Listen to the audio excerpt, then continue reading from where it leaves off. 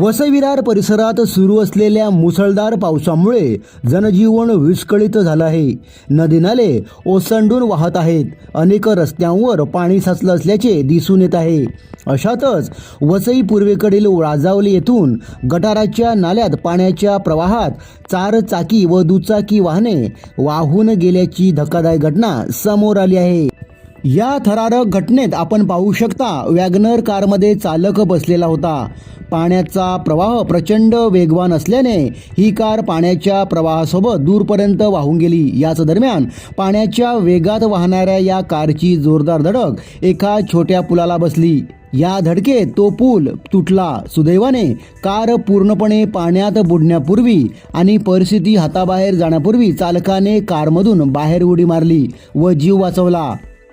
दुसऱ्या घटनेत इको 4 चाकी वाहत असलेल्या नाल्यात पाण्याच्या प्रवाहात अडकली होती. त्यानंतर जोरदार आलेल्या प्रवाहात गाडी वाहत गेल्याचे दिसून आले.